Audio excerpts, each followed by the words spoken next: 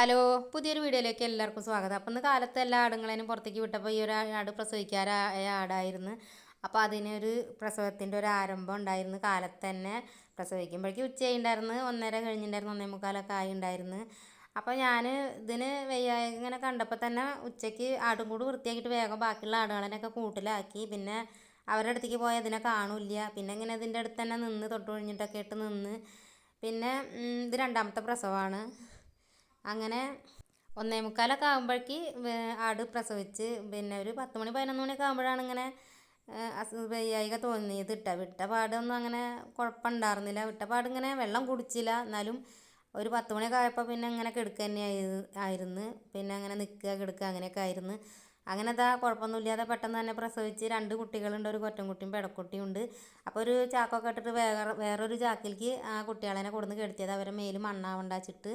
പിന്നെ ആടിനെ ഇപ്പം തന്നെ കുളിപ്പിക്കില്ല, ചവറ് വീണിട്ടേ കുളിപ്പിക്കുകയുള്ളൂ. അപ്പോൾ ആടിൻ്റെ മേല് ഈച്ചയും പ്രാണിയും കൊതുകൊക്കെ വന്നിരിക്കും. അപ്പോൾ ഞാൻ കുറച്ച് ചകിരിയും വൈക്കോത്തുരുമ്പൊക്കെ വെച്ചിട്ട് പുകയ്ക്കുകയാണ്. അപ്പോൾ പുകയ്ക്കുന്നത് ആടിൻ്റെ അടുത്തേക്ക് എത്തും വേണം. ആട്ടുംകുട്ടികൾ വന്ന് തൊടാനും അങ്ങനെ അടുത്തേക്ക് എത്താനും പാടില്ല. അങ്ങനത്തെ രീതിയിൽ ശ്രദ്ധിക്കും എപ്പോഴും.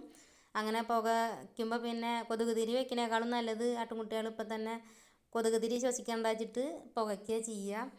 പിന്നെ ഇത് പാറകത്തിൻ്റെ ഇല എന്ന് പറയും ഇവിടെയൊക്കെ. ഇത് 2 ഇല പൊട്ടിച്ച് ആടിന് തിന്നാൻ കൊടുക്കും. ഇതൊക്കെ പണ്ടുള്ളവർ പറഞ്ഞു തന്നിട്ടുള്ളൊരു അറിവാണ്. ആടിന് ചവറ് വീഴാൻ വേണ്ടിയിട്ട് പെട്ടെന്ന് ഇതൊന്ന് കൊടുത്താലും കൊടുത്തില്ലെങ്കിലും 2 മണിക്കൂറാവും ചവറ് വീഴാൻ. അപ്പോൾ എന്തെങ്കിലും കാരണത്താൽ വീണില്ലെങ്കിലും വെച്ചിട്ട് ആണ് ഇതൊക്കെ കൊടുക്കണം. അല്ലെങ്കിൽ ശർക്കര അച്ച് അല്ലെങ്കിൽ മുളയുടെ ഇല അതൊക്കെയാണ് കൊടുക്കുക. പിന്നെ അടുത്ത് തന്നെ ഒരു കവറും ഒരു കൊള്ളിക്കോലും ഒരു വടിക്കഷ്ണം കൂടി കൊടുന്ന് വെക്കും. അഥവാ ചവറ് വീണാൽ ആട് പെട്ടെന്ന് തിരിഞ്ഞ് നിന്ന് തിന്നും.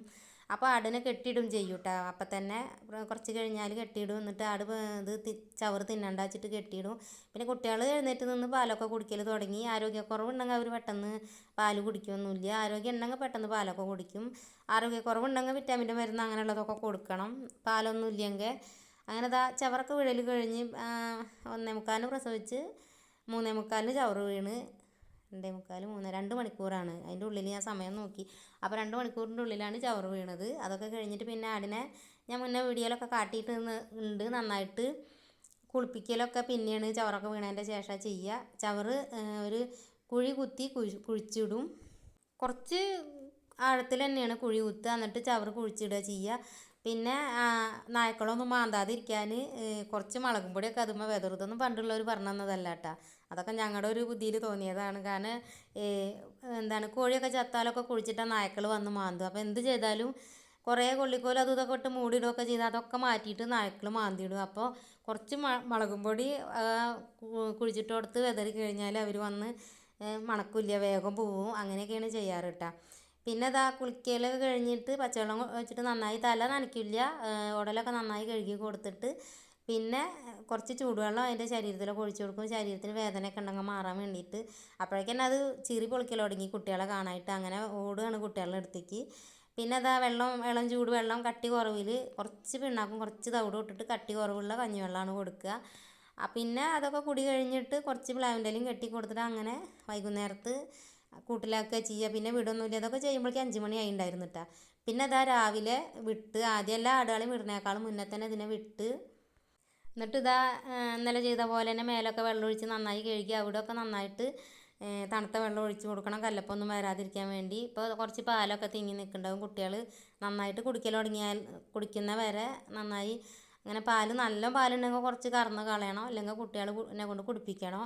അപ്പോൾ വെള്ളം കൊടുക്കലൊക്കെ കഴിഞ്ഞ് കുളിപ്പിക്കൽ കഴിഞ്ഞ് വെള്ളമൊക്കെ കൊടുത്ത് അതിന് ശേഷം ഇല കെട്ടി കൊടുത്ത്. അപ്പോൾ ഈ ആടിനെ നിൽക്കുന്നിടത്ത് ചെറിയൊരു വെയിലുണ്ട്, ഇളം വെയിൽ.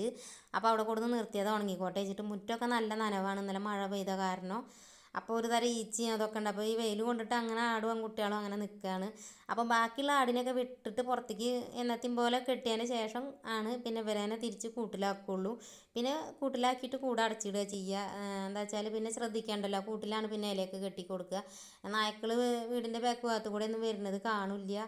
അപ്പോൾ ഇന്നത്തെ വീഡിയോ ഒക്കെ ഇത്രയൊക്കെ തന്നെയുള്ളൂ. ഇഷ്ടമാവുകയാണെങ്കിൽ എല്ലാവരും ഒന്ന് ലൈക്ക് ചെയ്യുക, പിന്നെ കമൻറ്റ് ചെയ്യുക, സബ്സ്ക്രൈബ് ചെയ്യുക. അഭിപ്രായങ്ങളൊക്കെ ഒന്ന് കമൻറ്റിൽ പറയുക. എല്ലാവരും എങ്ങനെയൊക്കെയാണ് ആടിനെയൊക്കെ വളർത്തുന്നവരൊക്കെ ഉണ്ടെങ്കിൽ ഒന്ന് കമൻറ്റ് ചെയ്യുക. പിന്നെ എന്താ പറയാനുള്ളത്, കുട്ടികളുടെ പരിചരണത്തെ കുറിച്ചിട്ടുള്ളൊരു വീഡിയോ പിന്നൊരിക്കൽ ചെയ്യുന്നുണ്ട്. അവർക്ക് കൊടുക്കേണ്ട രീതികളൊക്കെ